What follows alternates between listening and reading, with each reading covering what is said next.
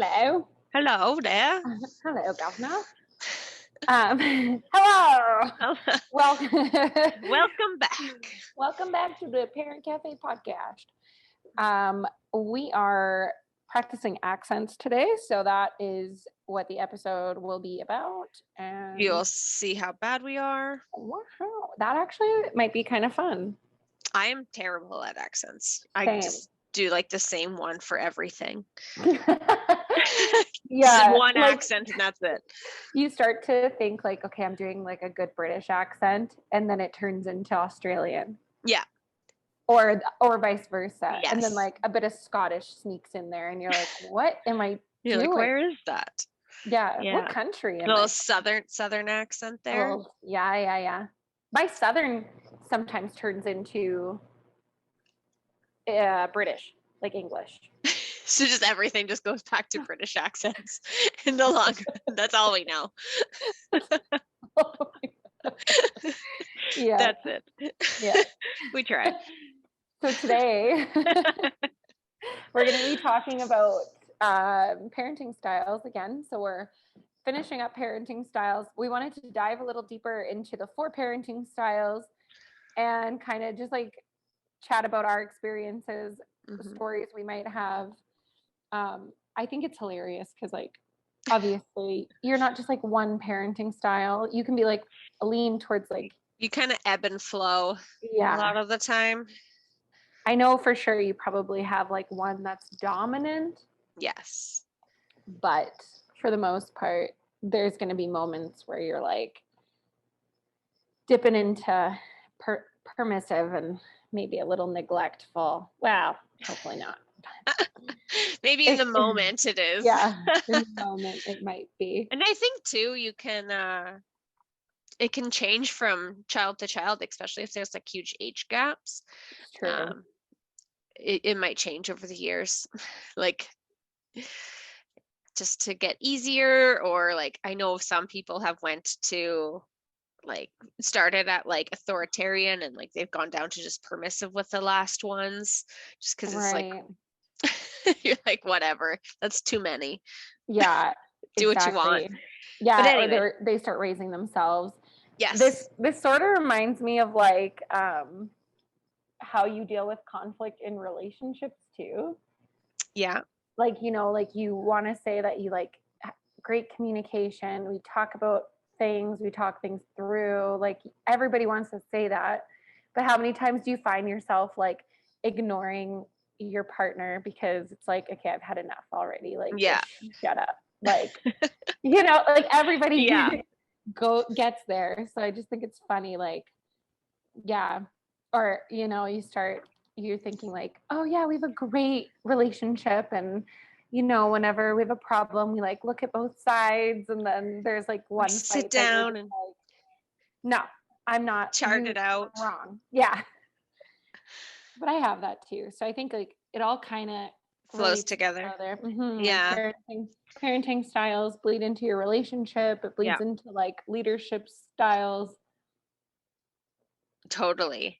And I think too, a lot of parents like that have children together are different styles sometimes, or they're the same. So that goes back to go ask your mom or go ask your dad, or dad's the one that gets you in trouble, not mom, or just knowing all that kind of stuff. And every parent out there is determined, like whether they think they are or they're not, they want to raise like well-rounded, successful kids, you know, that are like mentally capable, you know, physically capable, whatever their levels are there, like mentally and physically just like as capable as possible for themselves. And then so then you kind of think about that and you're like, okay, so do I actually think about those things as like a parent, or is it like, am I doing it pretty unconsciously? Yeah. Like I wonder through the things that I'm just regularly doing. You're not going out of your way to like, okay, this is our goal for raising a mentally stable adult when they're 2. I'm probably not thinking about that. I'm thinking more in like the time. But maybe some people do.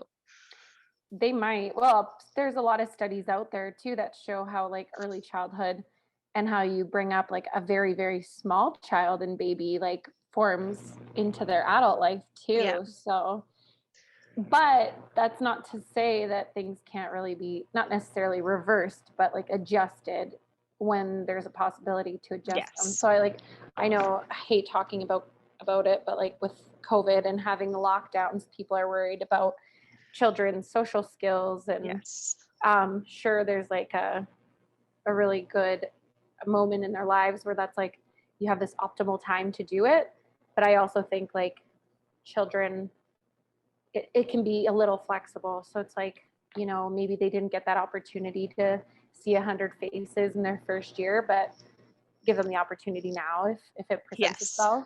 Yes, I totally agree. They can still learn that skill later in life, just like any adult, like learning a second language, stuff like that. You can still learn it. It might just be harder. Yeah, harder, different. Indifferent, exactly. Completely different. Yeah. So if the question was, what type of parent do you want to be? The best. Yeah, like what would your answer be?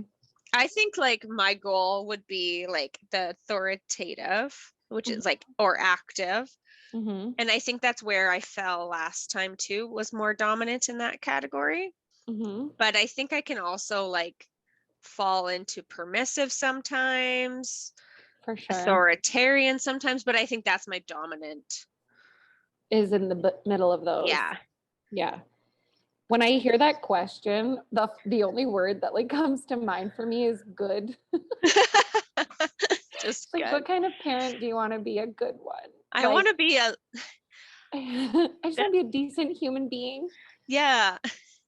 I don't know. I think like the one thing that I really look forward to in terms of parenting is kind of figuring out the relationship with my child / children in the future. I think like I have really strong relationships with my parents, you know, and like, so being almost 30, I still want to be around them all the time. Yeah. And so not that I need them, but that's yeah. You enjoy their company. Yeah, they're my friends. Yeah. They become my friends, and they've become people I like turn to and I look up to. I value their opinion. So that's kind of like what I think about. So then I'm like, okay, I just want to be like a good parent so that I have that same relationship. I don't want to like turn my kids off to me and think like, oh, she was so overbearing. God, like so glad to be out of the house. Yeah, and I never want to go home. Yeah. Yeah, stuff like that. Yeah, I totally agree. Like that's all it is like you want to be a good parent. You want to be like their happy place. Mm-hmm. I don't know, like that's what I think of as home. Like I think wherever my parents are, that's my home. Right. Like that's, I don't know. Does that make sense? I know. Yes. And that's but that's also a good like way to identify that you had a good relationship with your parents. Because you thinking about their home, making it like, oh, that's my like comfort place, then that's like a really good sign. Yeah, but I think for like small children, they don't think about it that deeply. So as like a parent, when you're putting rules in place, it's probably only like annoying. Oh yeah, totally. Because they're never thinking like, this is for my best intention. No. Like unless you have like a genius child. Right? Like, yeah, your 4-year-old walks in like, I know you're doing for this my for my well-being. It's like, what? And like props to you as a parent for explaining that to them and understanding that. Good job. If they do that, yeah. Yeah, I don't see that for my own. Right now it's just like I want to eat this on my head, like I don't know, whatever. And it's like, yeah, you can't do that. And then they're like, wow, you're so unfair, Mom. Yeah, and it's yeah. I know. So the 4 parenting styles, you had mentioned them. Permissive, authoritative, authoritarian, and neglectful. Or uninvolved is another word. Or also. Uninvolved. Yeah, neglectful's hard. It is. It's a harsh word. Like, you know, people hear neglectful and it's like, ooh, like that's grounds for like removing your child from exactly. Your home. But that like It's not what we're talking about, really. It's just how you're responding to parenting. Yeah. So let's go over permissive first. Okay. So a permissive parent. I was reading this, so I found an article that was a psychologist kind of outlined each one, which I found nice because it's just easy to understand. Yeah. But like, so the common traits for a permissive parent, it makes me think of someone who's just like letting kids crawl all over them. Basically, They're has, the like, boss. structure. Yeah, the kids are the boss. But we've got high responsiveness, which could be a good thing. Low demanding. Yeah. Communicate openly and usually let your children decide for themselves rather than giving direction. Rules and expectations are either not set or rarely enforced. Typically goes through great lengths to keep their kids happy, sometimes at their own expense. Yes. So permissive parents are more likely to take on a friendship role rather than a parenting role with their kids. That's a good way to put it. They prefer to avoid conflict and will often, well, I don't know why they use this word. I've never seen it in my life. ACQUIESCE. What? ACQ? UI. All right, hold on. I got to write this down. ACQUIESCE. Yes.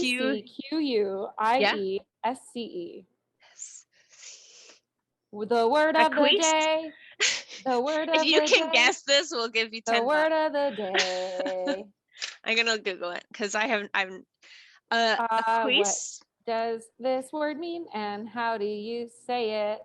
Get Siri to say it. Okay, hold on. ACQUIESCE. I've never heard of it. I know. Sorry, everyone, for this pause. I will restart the question. But if you know and you're like, come on, guys, why don't you know this? Okay, hold on. Yell at us in the comments if you're listening and you know this. Okay, I'm going to press it. Let me know if you can hear this. Turn my volume up on my phone. Acquiesce. Acquiesce. Could you hear that? Acquiesce. Accept something reluctantly without protest. Wow. That's a word of the day. Word of the day is acquiesce. And what does it mean again? Accept something reluctantly, but without protest. So you don't want to do it, but you don't say no. Isn't there an easier word for that? Similar is permit, consent to, agree to, allow, accept. I don't know. Opposite is forbid. Oh, I don't know. I don't know. I think it's just a big way of saying acquiesce. You do something you don't want to do, but you just do it anyways. All right. So every time I have to do laundry, I basically acquiesce. Acquiesce it. Yeah, same. Okay. Cool. Every day. Every day. All right. I acquiesce to making you supper. I'm gonna use this all the time. I know. And we're gonna throw people off. Can we make acquiesce cards? Acquiesce. Let's just make it a common saying. Allie's made it a song.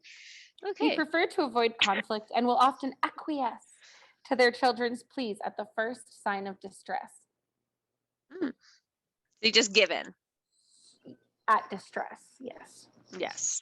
These parents mostly allow their kids to do what they want and offer limited guidance or direction.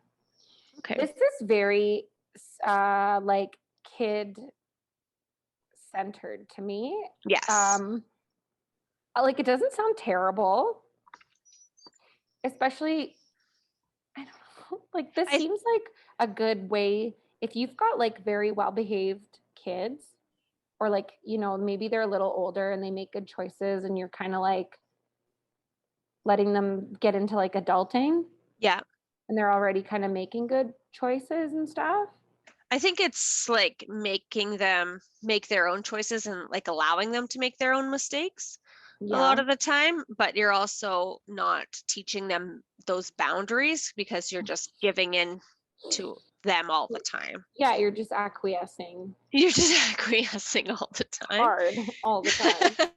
So you're just letting them kind of just run the coop, run the house, and you're not teaching them, like, so when they go out into the workforce, are they learning those skills that, like, no, they don't get what they want all the time, even at school and at the grocery store, stuff like that. So what I read was like for the kids, what it can affect is like, so that they'd be like, have high self-esteem, they're really self-confident, they might be a little bit less responsible and more impulsive. Their emotions could be more irregular, and they do voice their feelings. So this, for their social skills, they could have trouble keeping friends. Probably because they don't want to give in, right? They're always used to getting what they want. And then academics, sometimes they could have low interest in school as well. Because they're just getting allowed. But that's also something that, like, if they're not interested in school, maybe you are taking that different approach of letting them kind of pick what they want to learn and take that way of schooling. It doesn't sound terrible. It doesn't sound terrible to me either. I think there could be some good balance here, especially if you have a parent.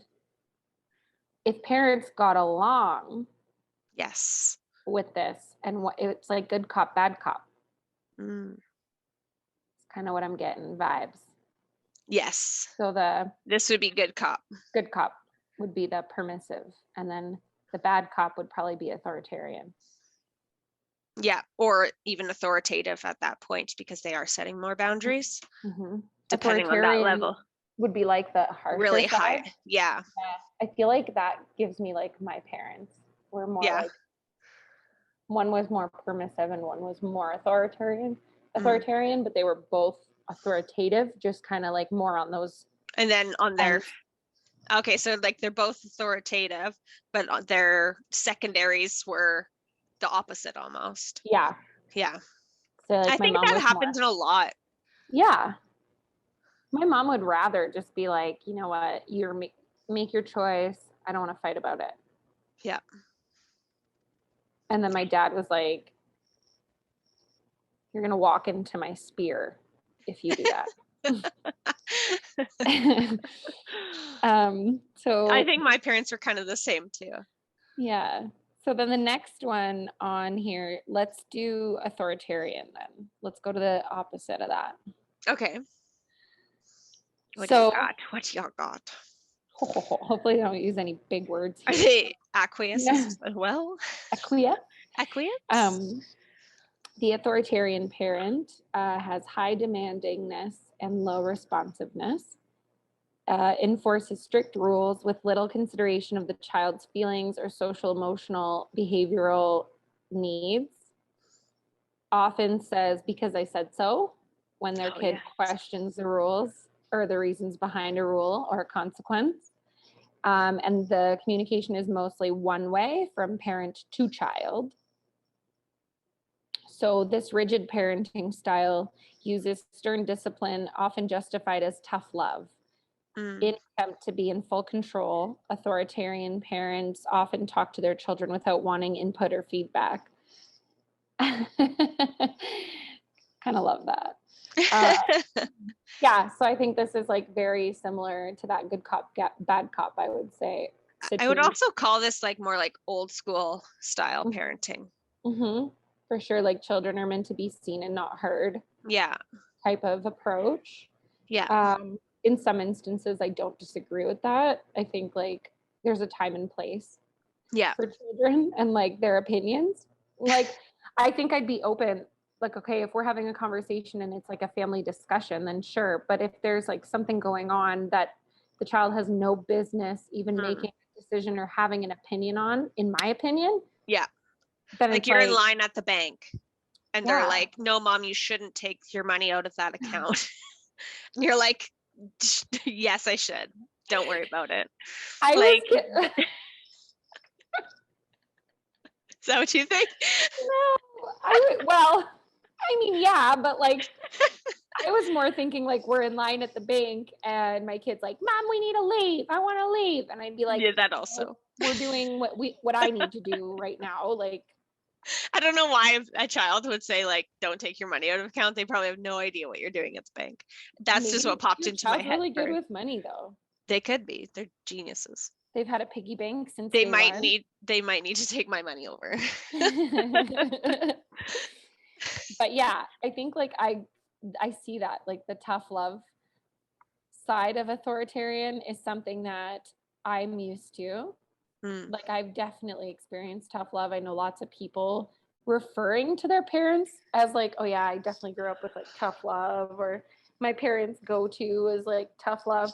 But many people that I know that experienced that also have like, and maybe this will come up in like, how, did you look up the kids? Yes. Okay, Yes, so my guess, and I don't know if it'll go this far, one of my guesses is that as a grown-up, people like respect authority and have like a sense of hierarchy and authority. This one doesn't really say that. This is more like for self-image. It has like low self-esteem. They don't trust feelings, so like they don't trust their own feelings as well. Weaker behavior. They don't get along. Poor social skills, and hard to concentrate. So their academics is hard to concentrate. This doesn't, I don't think, captures everything, but yeah, it doesn't really take the like growing up with authoritarian parents, does it? Like, because you know how you hear a lot of people will be like, oh yeah, my dad was super like mean and he wasn't like warm. Like if you've ever heard people talk about like, their parents, especially like you said, like old school parenting, and then you hear them say like, I'll never be like that. Yeah. You know, because like it teaches you to an extent, like you on your own, you're not an idiot. So like once you grow into like an adult person, you decide, yeah, like, okay, this isn't right, or like I don't want to be like this or whatever. So I wonder if a lot of people come out of like an authoritarian parent thinking that way too, where it's like, okay, I'm definitely going to be like the complete opposite.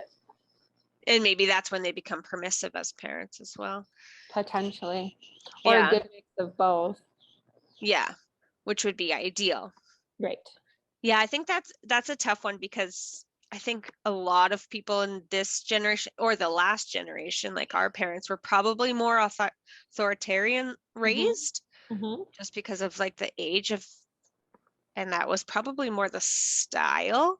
It was just society too had that expectation. Yeah. I don't know. That's well, and also like women who weren't really in the workforce at that point were home with kids. They were probably a little bit more permissive just because they spent so much time with all their children. They probably also got told off for like letting certain things happen, and I can't see home life being super easy. And I think like the dads would be the authoritarian, because it was always just like dad would come home and get you in trouble or something like that. Yeah, the story here. Yeah. It'd be like, oh yeah, dad would come home and have like his belt ready, like that's what I picture. But like not always to that extent. If you're authoritarian, you're not always like beating your children. Hopefully. But yeah, little warmth, higher expectations, maybe, and like less communication is how I see it too. Like you're not really giving them the opportunity. It's like, yes, you may voice your opinion, but mine always trumps it. Right. Tell me what you think, but I don't care. Yeah.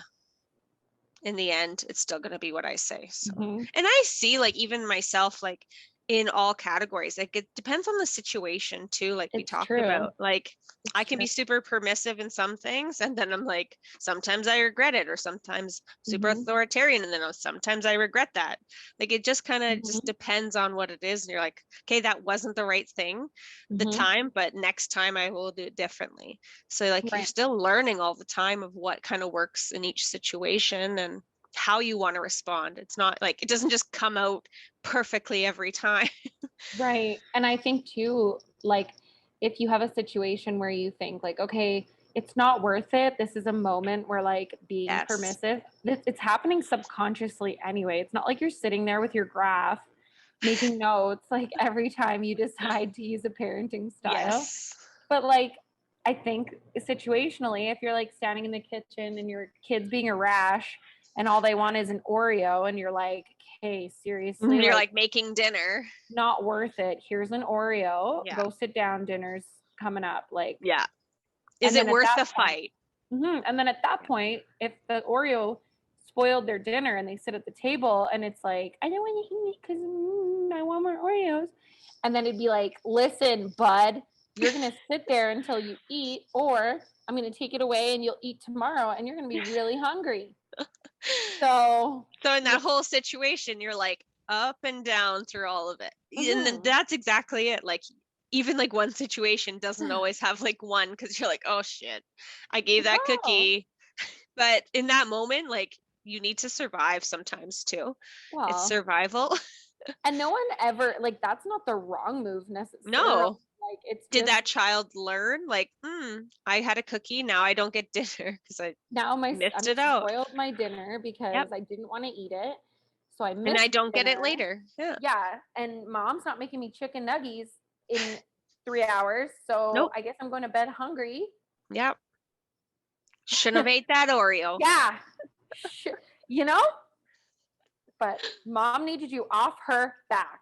Yeah. And that's where, and I honestly, or you could go the opposite and it could be like, I want an Oreo. And then if you're super good at ignoring your kid, then maybe you're being the neglectful. And it's like, I'm just not even hearing. You know? What are you talking about? Go away. Yeah. I would honestly just be like, I don't speak English. Sorry. They'd be like, what? I think it depends. Sometimes I want an Oreo also before dinner. So it's like, okay. Yeah. But we will have one. That's it. That's a good one. Yeah, okay, you can have one if I get one. If I get one too. Can you imagine your kid being like, no, you're gonna spoil your dinner? I'd be like, too bad. I bet your kids would do that too. Like, I want 100%. I'd be like, yeah. What? Yeah. It's like, well, you said it spoils your dinner. It's like, well, it doesn't work for me. Yeah, or you could always do like a nasty trick and be like, oh, I want one too, actually, and there's only one left. What are we gonna do about that? Are we gonna share? They'll be like, I'll get it. Yeah. Let's split Thanks it. for the cookie. I get the bigger half because I'm bigger. So the third is a neglectful parent. Or uninvolved.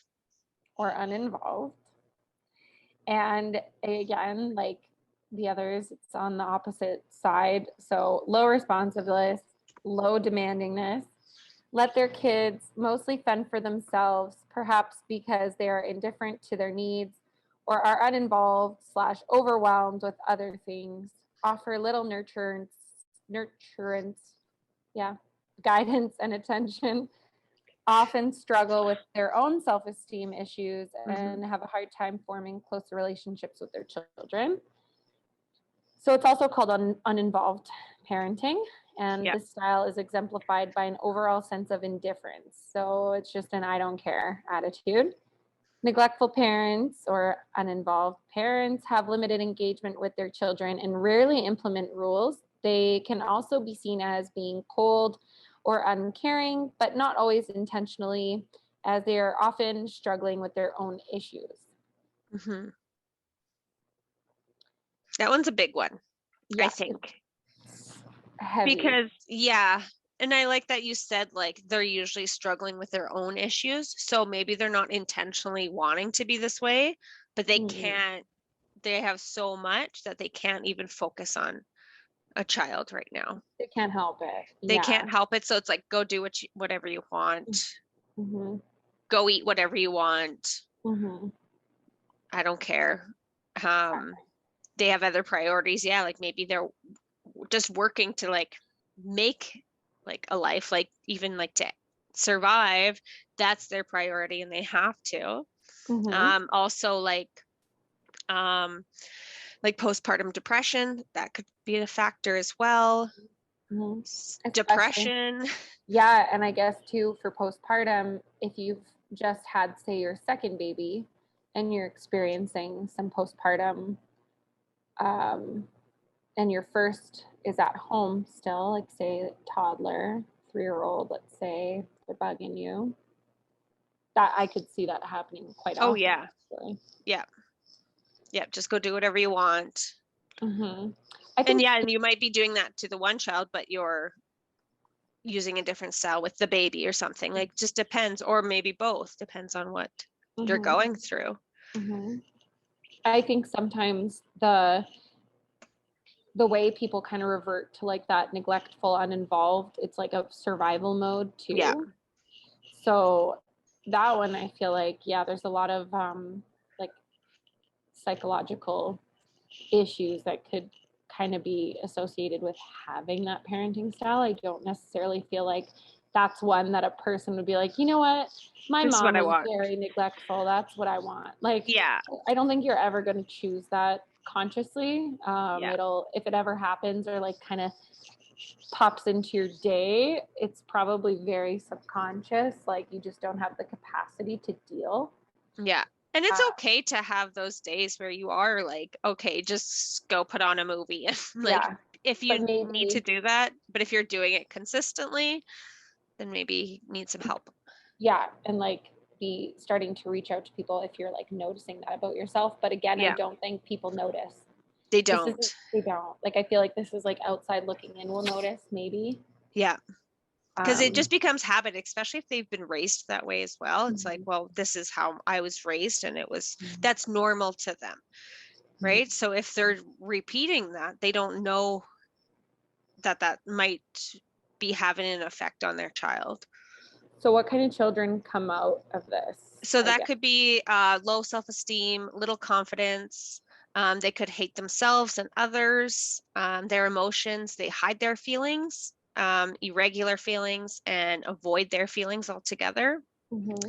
Their social skills, they're very withdrawn, disrespectful, and distrustful. There we go. And their academics, they could perform poorly on their own. So they may need like extra assistance and a lot more help. I wonder where it comes from. Like, you always see, and this is going to be cheesy, but like you're like watching a movie and often there's like a scene, it'll always show like a very resilient child where like you have this, say, 4 or 5-year-old who has like a baby brother or sister.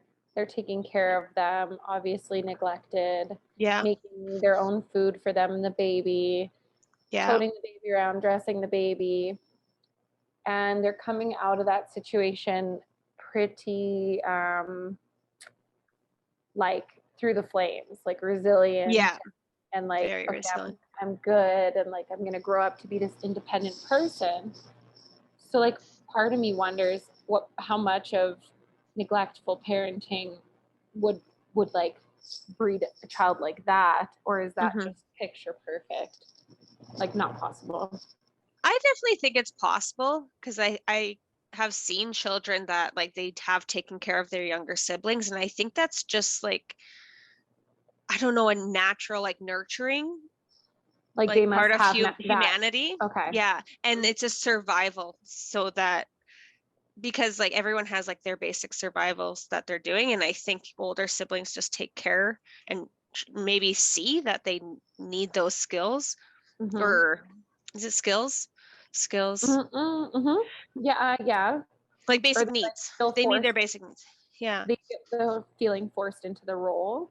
Yeah. Like I've seen like young children being forced into that role, and it might not be as like a movie like bad that I've seen, but I've seen kids that have had to take care of their younger siblings for sure, and maybe just make sure they have food, and then like they're even like brushing their hair to make sure that they're well.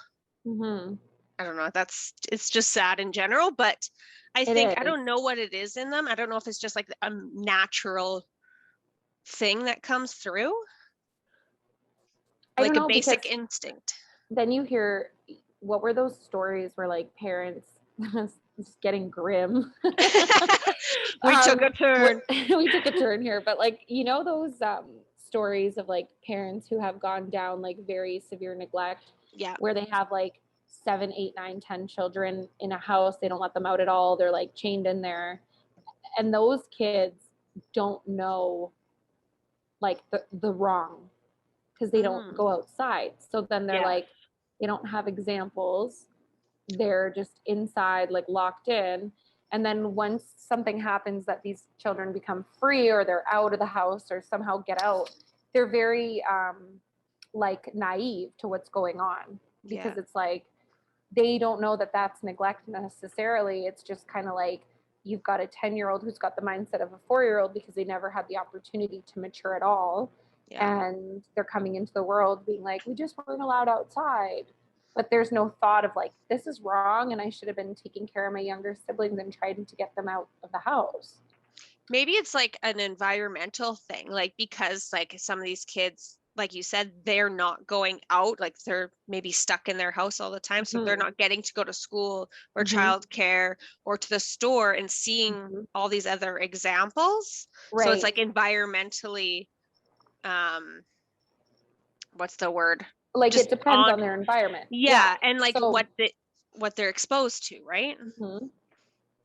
So then the child that sees out sees another mom brushing her hair, another mom, they're like, oh, okay, feeding I gotta brush them. My baby's or hair or whatever. Yeah, I think you're right. Or even TV shows, honestly. It just must be very like dependent on the environment as well.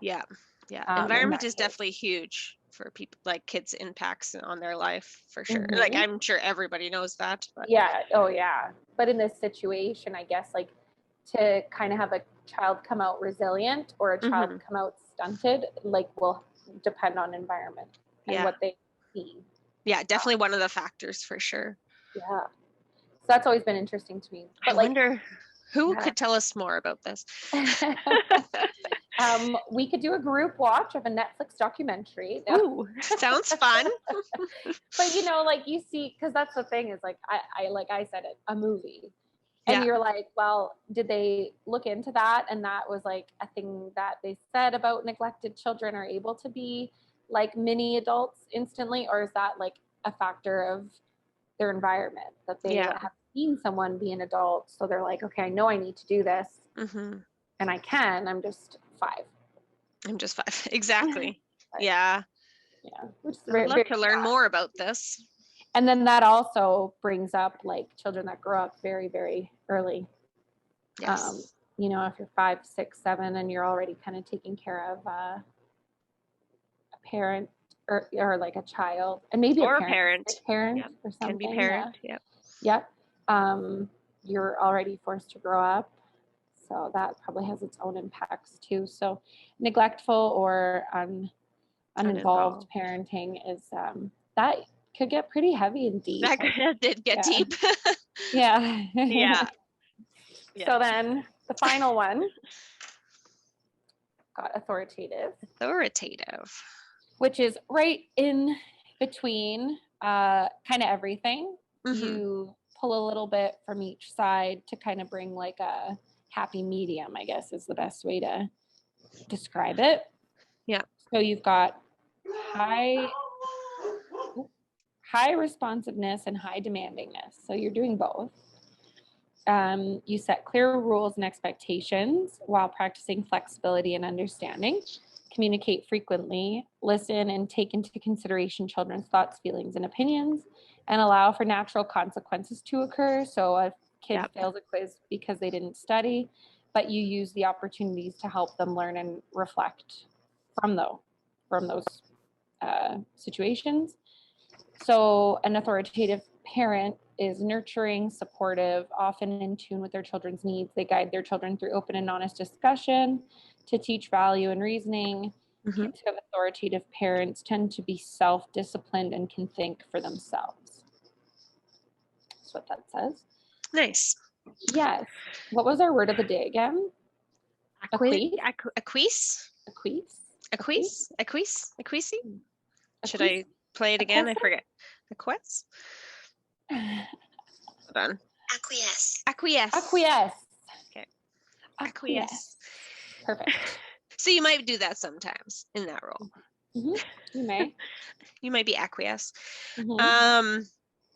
Yeah, you're very warm. I think there's a lot of communication with this one, where you're explaining why you're doing the things you're doing. So no, you can't have that Oreo before dinner because you will spoil your appetite, instead of just no. But let's find out. Yeah, exactly. Possibly. And let's use it as a learning experience. Yeah. Like potentially, right? So there might be the first 4 times. So Monday, Tuesday, Wednesday might be like, no, you can't have an Oreo because you're going to spoil your dinner.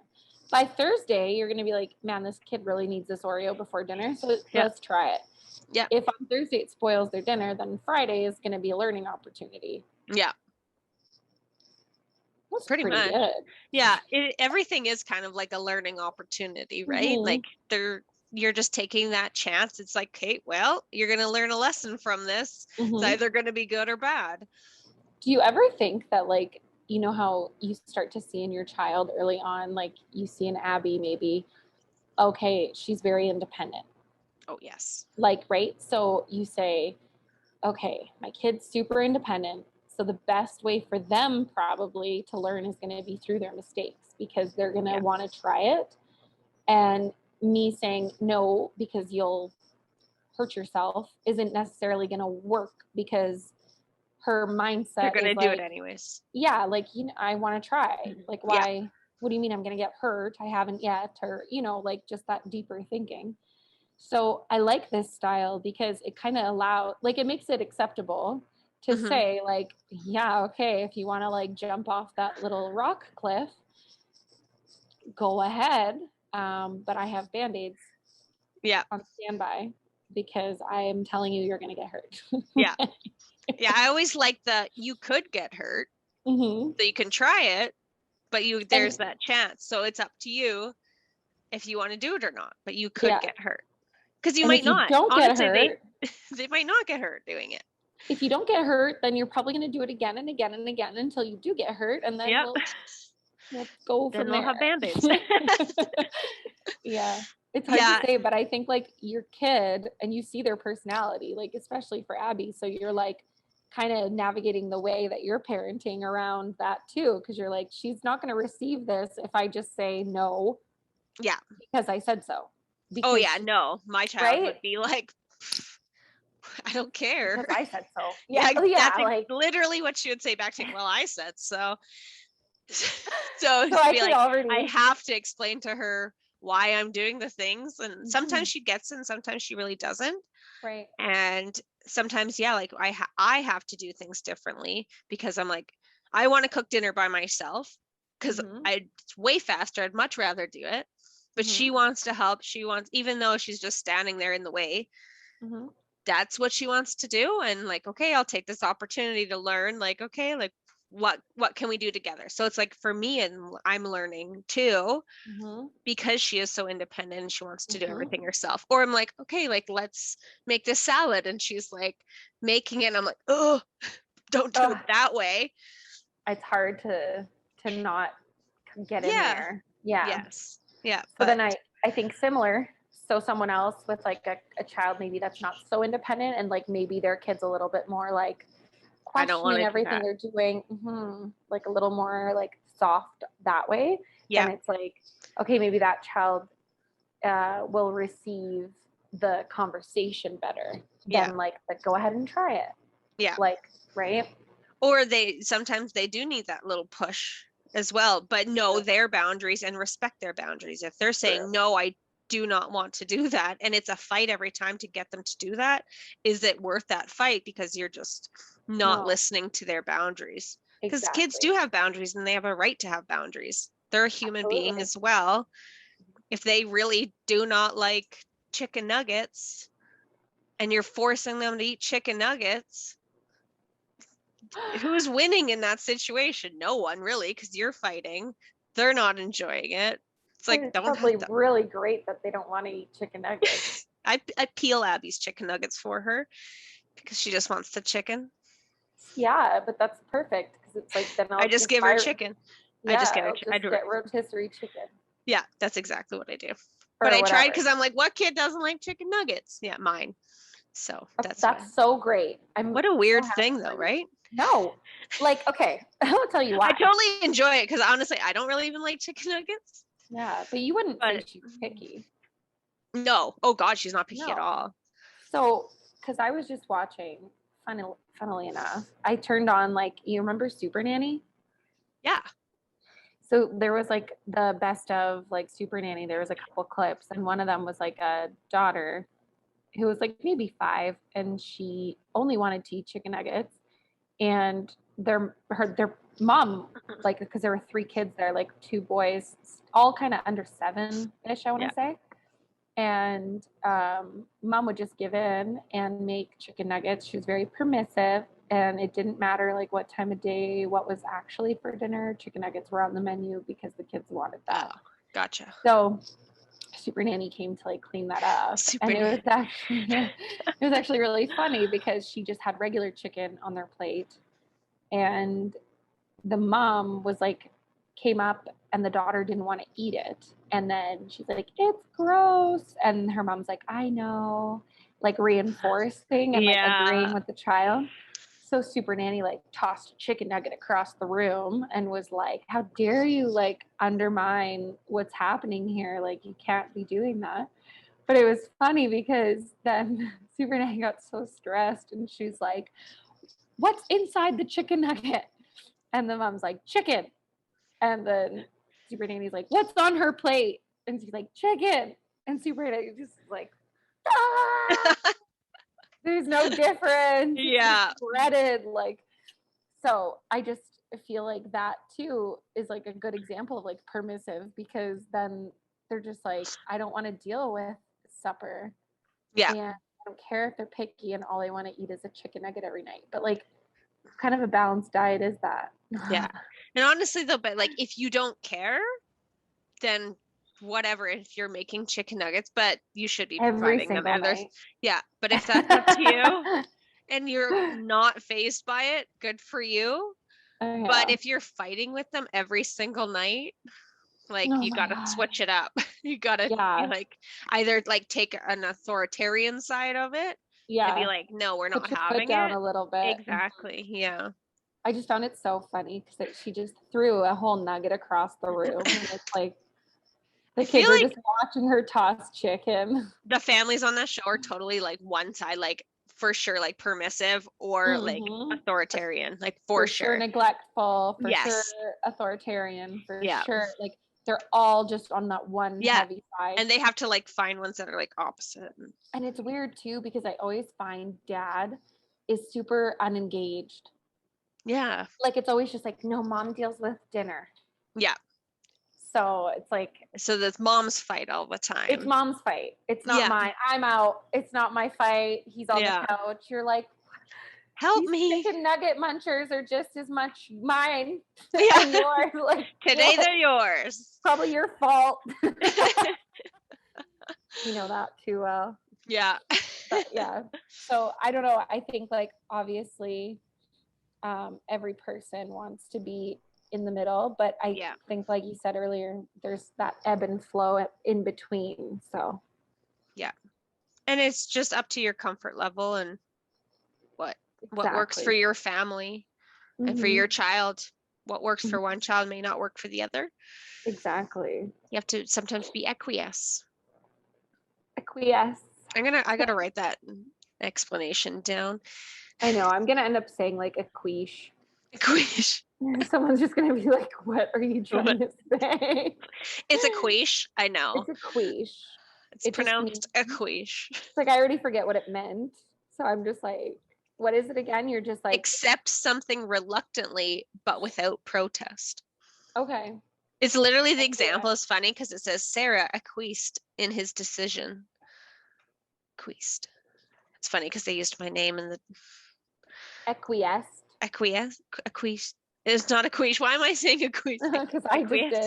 Acquiesce. Acquiesce. Acquiesce. Acquiesce. Acquiesce. So yeah, acquiesce. Okay, so to just like reluctantly accept it, no fight. Yeah. Okay, I do this a lot. Same. I acquiesce a lot. I do too. Because it's just sometimes like it's not worth it. No. And I find that like even like having like, you're going to get into like an argument about like with an adult, and you're like, it's not worth it. You're like, you just accept it because you're like, there's no winning in this, or like no change they're not their mind. Their mind is set and they're just ready to like pounce or like argue. Yeah. So it's just like they're not willing to learn on that situation or take. No. Yeah. So you acquiesce. Their opinion is their opinion. They're done. Yeah. That's it. Okay. Yeah. Perfect. Yeah. Acquiesce. So the word of the day was acquiesce, and it means to reluctantly accept things and not fight about without protest. So if you would like us to include a word of the day segment in every pod moving forward, just let us know. I'm sure you really enjoy my singing because I'm super good at it. Super on pitch. My granddad used to have a word of the day calendar. I've been looking for one. The word of the day is... So we'll just make our own. Maybe we can like sell it as like swag. Ooh. We'll start with acquiesce. Acquiesce. It'll have to appear like once a week because we do it so often. Do. I hope we can do parenting words. I hope everyone shuts this off and goes and uses acquiesce today. Just say it to one person and just watch their facial expression. I just want to know. I want to know. And I want to know if you've ever been asked or if it's ever just crossed your mind, what type of parent do I want to be? What do you think of? Like, what does that make you think in terms of like just how you think about that? Because to me, it's like a simple, like, I just want to be a good parent. And I go straight to like old, like children. I just want my kids to respect and be my friend, but have respect for me, but like trust me. And those are like important things. But I don't go to like the little, like, would I allow a chocolate before dinner? I don't think about that stuff. You don't until the moment. So there's way too many things you'd be thinking forever. Oh my God. The things you think you'd have to fight about, but you don't. You're like, I've never thought I'd have to have an argument about this. Like, no, this is the right way that underwear goes on. It's like, no, it's not. Like, what? I'm right. I'm whatever. And sometimes you're like, you just acquiesce and you're like, whatever, sure, put it on. Yep. Don't care. Yeah, I acquiesce often. So yeah. If you have ever thought like, what kind of parent do I want to be? We want to hear from you. Reflect a little bit on that. Let us know. And as always, if there's any topics or things you might want to learn about, or maybe you know of someone that we should connect with to discuss a certain topic. Or if you want to connect. Or if you'd like to connect and discuss a topic, please reach out. We're so into that and just love that. Love hearing from other people and not having to hear our own voices. We could go on forever. We could literally talk all day. I could talk to myself. Yeah. Like, it's true. I do. Same. So yeah, it's like, you know. Now we have each other. Oh. So as always, you can message us on our Instagram or anywhere really on Facebook through like our Edson Community Services, just to Sarah or myself, and one of us can answer you there. Or on our Instagram at Edson Parent Cafe. You can email us edsonparentcafe@gmail.com, or you can text us at 780-517-7055. And if you tell us a funny story, which is also welcome, we won't ask for your name. Even if it's like not on subject and you just want to like tell us a funny story, we'll throw it in there because I love laughing. And or we can build a topic around your story too. So that's true. yeah, definitely easy to do that. But again, thanks for tuning in. Thank you. Catch you in the next one. Bye. Acquiesce.